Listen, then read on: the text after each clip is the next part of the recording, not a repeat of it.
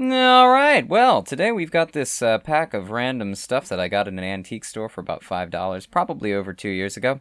Let's take a look at it, shall we? Alright, now that it is removed from this very protective cellophane packaging, we can look at the first item, this Junior Horticultural National... let's try that again. National Junior Horticultural Association, JHA. It's a badge. I have no clue what this is, except for that it's something to do with farming, I assume, because horticultural. And it's national. And I live in the United States, so that's probably the nation that this is referencing. And yeah, I guess if you were in need of such a thing, here it is. Next, we have this National Peace Enrollment pamphlet of sorts. It's some sort of event, it seems, with a bunch of people who are probably dead. Let's see. Anybody I recognize on here? Rabbi Ferdinand M. Iserman, St. Louis. One of the classics. So what is this? Let me zoom this in a little bit. Do a little refocus there. Look at that, on the fly. Isn't that impressive? Okay. National Peace Enrollment. I agree to take part in peace education and peace action directed towards the removal of the causes of war and the strengthening of pacific means of settling international controversies. Well, whoever this belonged to, they did not sign it, so they obviously went on to preach anarchy and hellfire and damnation and all that. What is this one? Oh, does this just say the same thing? You probably realized this before me, didn't you? It's the same two documents, so I guess you rip and tear this. I guess that's the idea. It'd be great if there was an indication of the date on here. Please return this to Buffalo Peace Council Office at 965 Delaware Avenue. I'm not sure where that is, if that's local, probably. Why the enrollment? In response to many requests from various sections of the country, the Emergency Peace Campaign has undertaken this National Peace Enrollment as a part of its program to keep the United States from going to war. I am very curious about this. There's got to be a date on here somewhere. This might be World War II. It definitely feels World War II era. Might be worth looking into a little bit. If I'm able to find anything, it'll be right here. Yeah, moving on. Clabber Girl recipes for delicious cakes, biscuits, hot breads, and other tasty foods. Number 166 Bulletin Bureau, something there. Washington, D.C. Soybeans. Okay, well, that's important.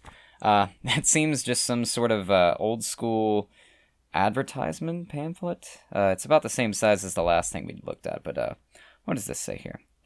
Clabber Girl baking powder assures lightness, tenderness, wholesomeness, and full flavor protection.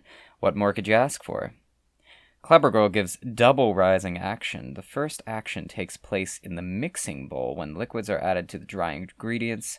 The second action takes place during the process of baking. This definitely seems old school. I have never heard of Clabber Girl baking powder. It's probably no longer a thing. It's probably been purchased by some other company that's absorbed it. Seems to be pretty charming there. We see a what I guess is a 50s or 40s housewife with some blocks of baking powder foods. I don't know, something you would make with them, I guess. Okay, recipes. Hot bread, cornbread, coffee cake, waffles. Ooh, that looks yummy. We are not going to sit here and read the directions because, it keeps going. We're not going to sit here and read the directions because you can look up cakes and cookie recipes online. Marble cake, soft ginger cookies, things that are making me hungry. Anything else here? Biscuits. Clabber Girl biscuits. Okay, we'll look at this one. Alright, we looked at it. Moving on. Why? Millions of women prefer Clabber Girl baking powder. Because of its recognized high quality, tested and approved by Bureau of Food, Sanitation, and Health, Good Housekeeping magazine. Those are words. Those are definitely words there. That's kind of charming. If you're into collecting recipes and old school cooking things, then I'd say you can't go wrong with a Clabber Girl Recipes pamphlet. We're going to zoom out for this one. The Niagara Falls Museum, Tower and Art Gallery. The most interesting place at Niagara. Now, I would say probably the most interesting place is actually Niagara Falls, the actual water coming down. But, you know, Tower and Art Gallery is pretty cool too. So let's see. This is kind of beat up. It's not in great shape, but it's still interesting to see it. What is this here? The largest tree ever taken from the forest, 77 feet in circumference. Now on exhibition. Oh, great. We can go and see this. Well, that was February. Let's go back. I'm just going to keep it zoomed for now. 1893. It's February 2020 right now, so that's probably not there anymore. I don't know. Some of you are probably local to Niagara. Go ahead and take a look and let me know if the tree's there. So many things to read. More money and experience invested than any other private collection on Earth. Wow. Well, you don't want to miss this then.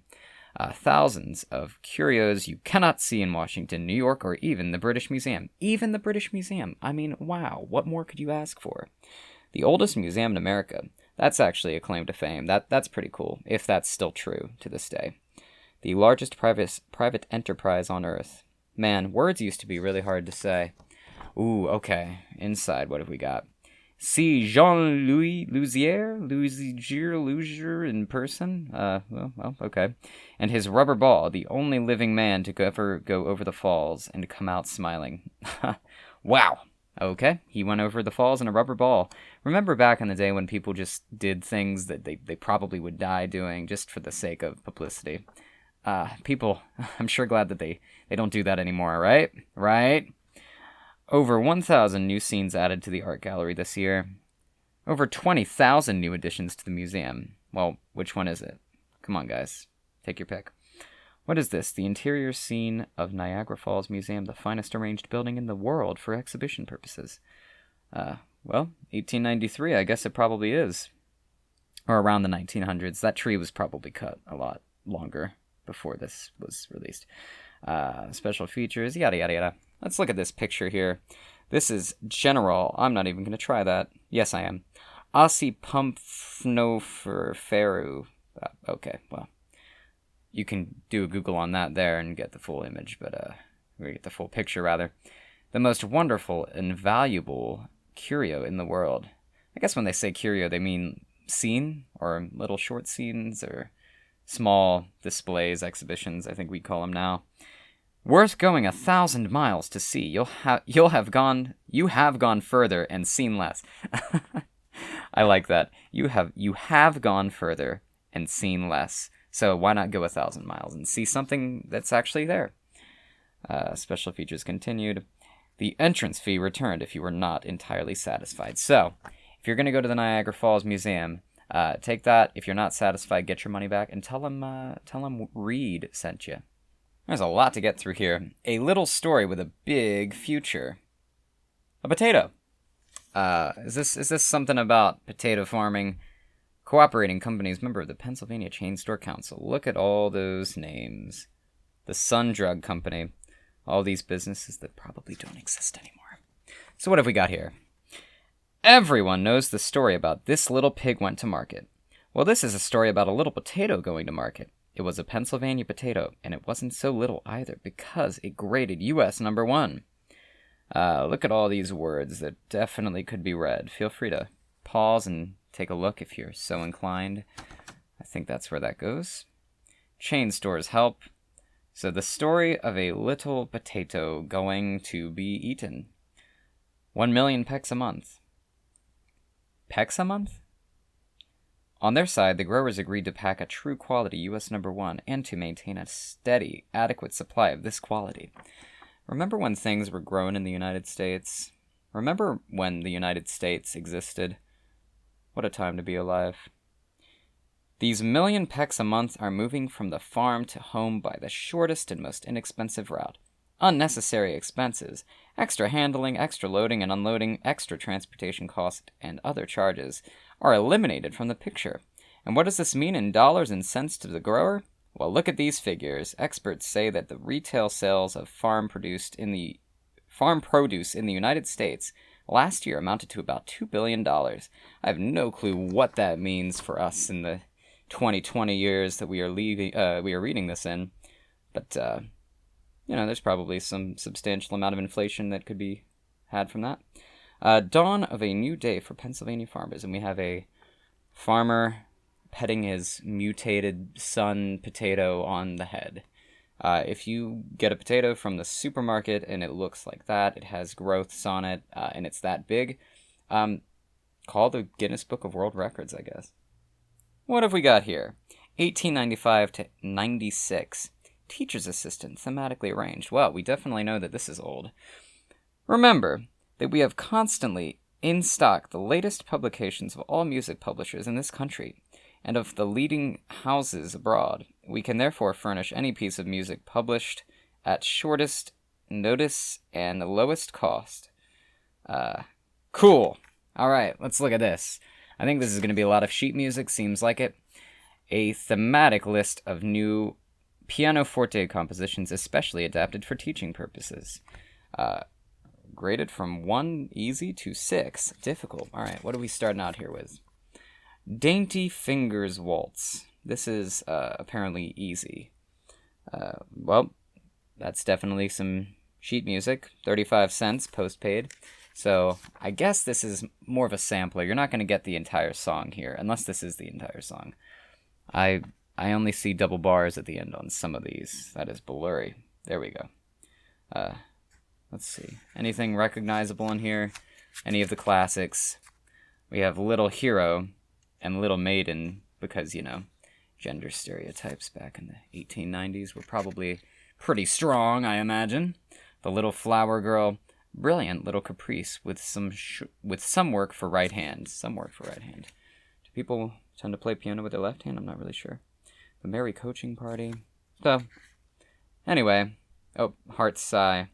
Go ahead and play this, because Valentine's Day is coming up at the time of this recording, and you might be able to woo some lover into, loving you, if you were to play on that. What's at the end here? More publications. 51 pieces, 128 pages, for $1. That's too much. A piece of cardboard. No, just kidding. There's a woman on the back. Ugh! That's definitely a thing that exists. Slightly off-putting, just as most of these old-type photos are. I wonder what her name was. I wonder what her life was like. She seems pretty fed up with all this bullshit, to be honest. So, I'm not sure. There's no indication of who this was or anything. It was just in the packet.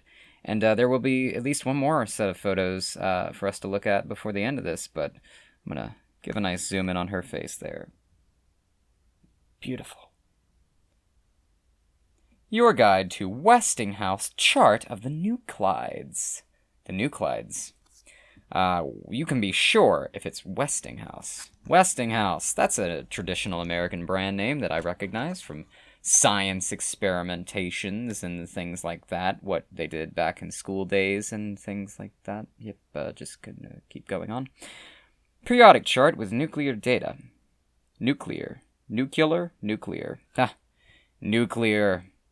This chart is intended to be a modification of the periodic table to meet the particular needs of persons engaged in nuclear design work primarily. Okay, where's the pictures? All right, let's see. Admittedly, this one's pretty scientific. Everything in here is over my head. I don't even know what that one word is there. You see it. That word. Yep. Lots of science, references to the science, and science at the back. Did I mention there's science? Howell of Elmira labels, boxes, and advertising. Distinctive gift boxes. We got there. This is apparently catalog number 34. Nothing on the back. This is a very large style pamphlet, bigger than the other ones we've looked at. All right, what have we got? Ooh, okay. For general use, a bunch of sizing things, pricing things. I'm not sure if there's a date on here or not. Let's see. Price for printing. from the Downing Lock Company in Jackson, Mississippi. I'm going to Jackson. I think that's a Johnny Cash song. Maybe that's the place that he was singing about. I don't really know. Smith and Welton in Norfolk, Virginia. And what is that? Darvitz? I don't know. I like that the most, though. That's got a very nice sort of embezzled texture to it. I'm not sure if that's picking up, but this is a very nice feeling and impressive feeling packet of, gift box wrapping papers.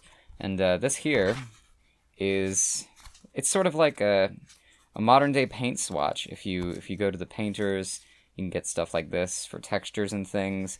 Each of these slightly different. I'm going to try to show them off in the light there. You can see a little bit of the texture. Yes, it feels very nice in the hands. If I needed a gift box, I guess I would consider them at the top of my list, because this is an impressive pamphlet of things here. No indication of the date, unfortunately. I'm always kind of bummed when that happens, but if I had to guess, I don't know, probably 50s, 1950s. Seems like the 50s, seems like the 60s, maybe early 60s. Seems like most of this stuff is from the 1960s or before, as we've seen. Big important announcement here with this announcing card made in the USA with a little cute baby lamb on it. Let's see, is anything inside? Oh, lovely. We have a little vignette on the side of, I guess, some gift wrapping. Maybe it's from the pamphlet that we just looked at. And a little sheep character inside, or a bear or something cuddly like that. We've a brand new darling boy, just 8 pounds in weight. So we send this card to tell you while the news is up to date. Ha, little rhyme. Who's this? Michael Lee is the name, and they were born 11 o'clock July 24th. 11 o'clock a.m., 11 o'clock p.m. Questions and no answers. What are the names here? It looks like Merla and Skeet? Garrison? Anything else on the inside? Oh, it folds out, but there's nothing on the inside. Kind of bummed that there's no date on this. That's unfortunate, but it's got this very nice, pleasant, almost soft texture to it, which you just don't really find that much anymore. And you definitely don't really find announcement cards for baby births. I mean, I haven't had a baby in at least 5 years, but I don't imagine I'd be sending any of these out. I'd probably just post it onto social media or something like that. Oh, it's going away. We're getting down to the end here, but not before we have a letter, or the envelope to a letter, as there is nothing inside of this. Stamped 1939, July 24th, 11 p.m., from Indianapolis, Indiana.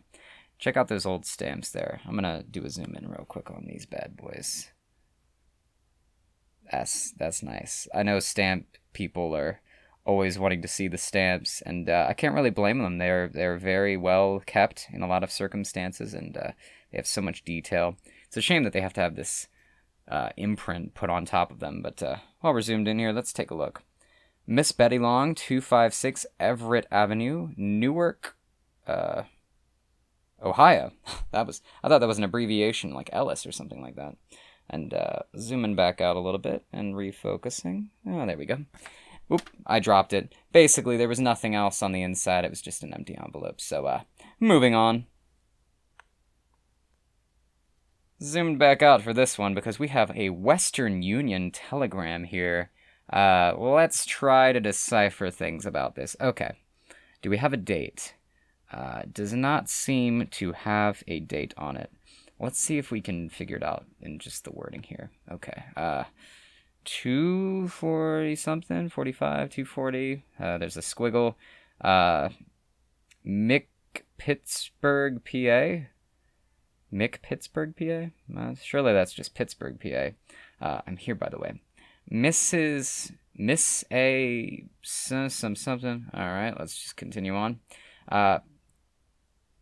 Girl born. Ooh, that's exciting. Girl born 7 a.m.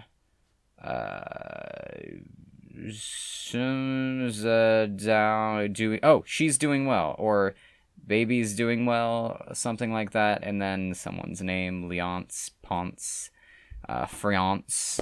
That's cool. A little piece of someone's personal history. Unfortunately, there's not really much to be ascertained from, like, the date or anything like that.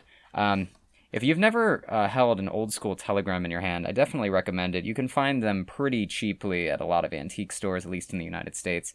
And I don't know, they just represent something very tactile about the past. Like, somebody went to the Western Union store and wrote this out and then had this sent in a moment of excitement saying that this baby had been born.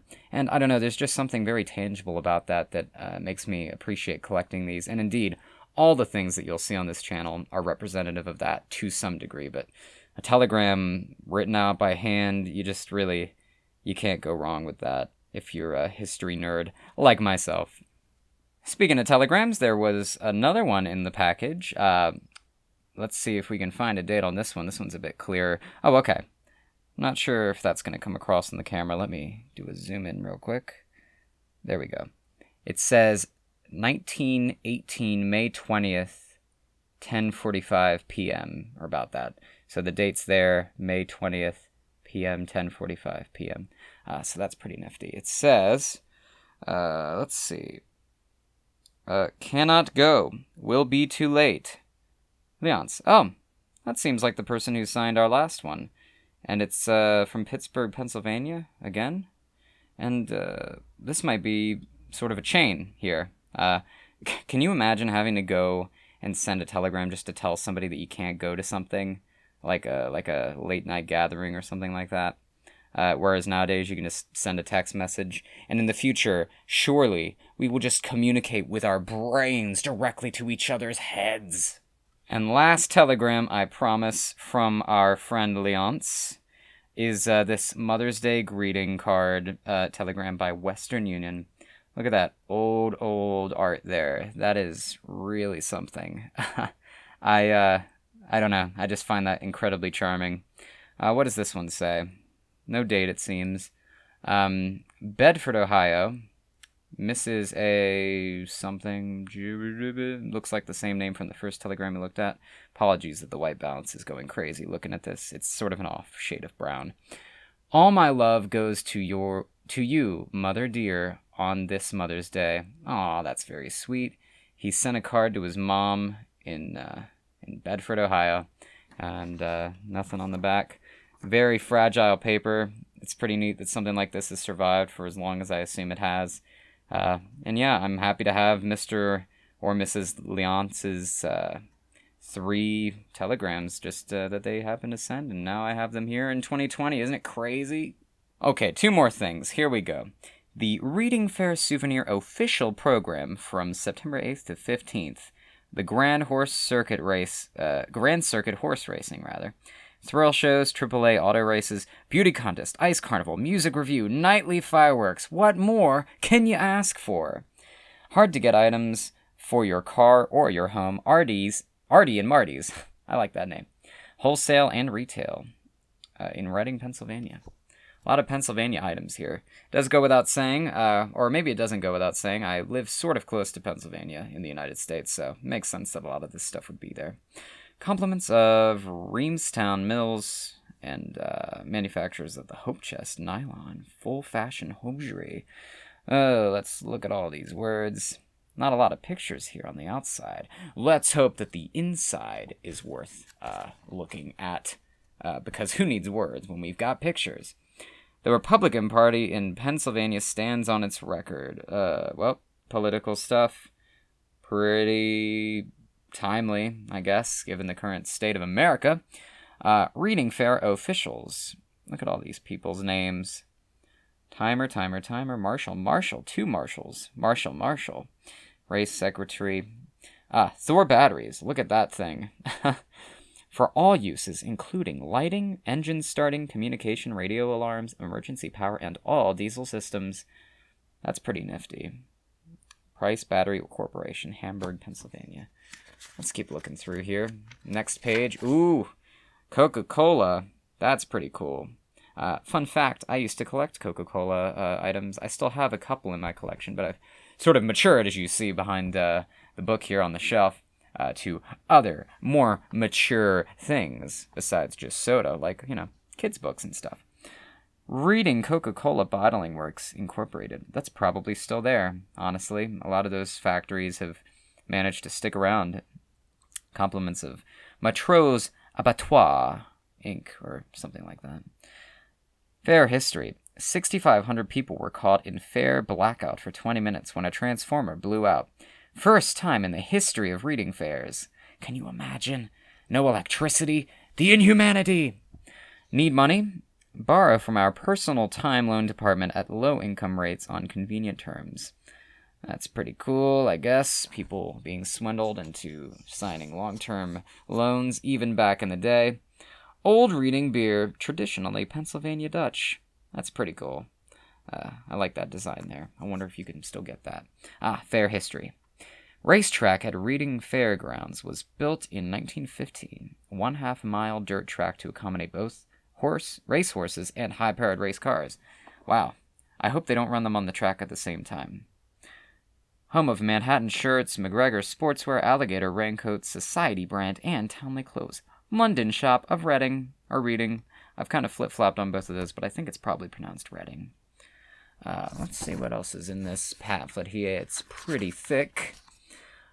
It's extra light, it's extra good. Sunshine beer, draft-in bottles, on sale near the grandstand, or the rear of grandstand. That's not really the same thing. The Loyal Order of Moose Lodge, number 155. I'm sure that the Moose Lodge is still around. I remember seeing an episode of Rugrats back when I was a kid about the Moose Lodge. Kind of strange, but it's a thing for old men, I assume. Be wise and buy YBs. Buy and buy? That confuses me. Don't confuse me. Past. Ted Smith, electric appliance dealer and linoleum contractor. Pretty silly things to be reading out loud and wasting your time with, but fun nonetheless. Natural flavor milk. WUM. Humming with good shows. I don't know what that is. That might be... Oh, that's probably WHUM, which is like a radio station, I imagine. 1240 on your dial. If you want to give it a try.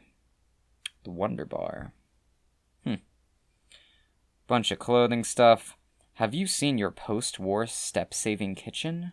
Post-war step-saving. Post-war. People don't really use that phrase anymore, though I think we are technically post-war. For extra safety plus service power and speed, see the new 1946 Hudson. So, this is probably from 1947 then, if they're saying it's the 1946 Hudson. Or maybe it's the 1945 Hudson, or maybe it's the 1945 packet, and that's the 1946 Hudson, so it's like the next year. I don't know. Car advertisements always confuse me, but still, this thing's like 70 or 80 years old at this point. Here's the middle of the document. Good luck to the winners. Watch out for those staples there. They look like you'd want your tetanus shot before you touched them or licked them or something like that. We got a bunch more words. Enterprise Furniture Factory. Yeah, so it's pretty cool to see something like this with a bunch of old businesses. And knowing that it's from the 1940s, that just makes it even more cool. If it's really from 1946, then, I mean, this would be, like, immediately post-war, World War II. So I guess people were just trying to get out of their house and see what the world was like, following the tragedies and terrible losses of the Second World War, which is something that I'm not really going to talk about because, well, it's depressing, isn't it? And there's tons of people on YouTube who would be ready to depress you with that information. Okay. That's a ticket. That's pretty cool.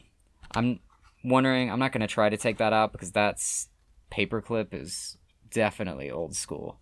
Like, that is, I wish I could kind of describe it other than just saying that feels like a heavy-duty industrial paperclip, the kind that you just really don't see nowadays. Let's finish it up with Jacquees Fine Liquors and Brandies. I'm pretty sure that guy just won an Oscar. The standard of quality since 1884. Wow, that was 70 years ago. What have we got? 60 proof glacial creme de menthe cream. I'm not sure what that is. The forbidden fruit. Now that one looks enticing. And apricot brandy, 70 proof. Pretty cool. And I'm imagining this isn't very shortly after, or this isn't too long after Prohibition was a thing. So seeing an alcohol advertisement might have been a bit provocative for some people.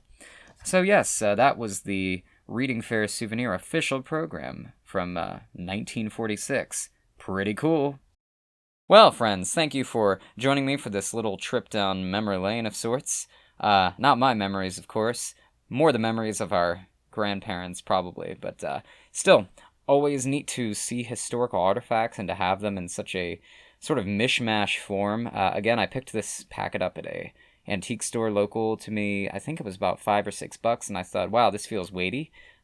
This would be cool to look through. And indeed, it was. Not really a book per se, but, we'll get back to that stuff later. There's always time. There's always time. Anyways, thank you for watching, friends. If you like this kind of thing, feel free to give us a like, and feel free to subscribe if you're so inclined. Also, check us out at wereedbooks.com if you're exceptionally interested in the work that we do. And with that being said, friends, thanks for watching, and I will see you the next time we read something together.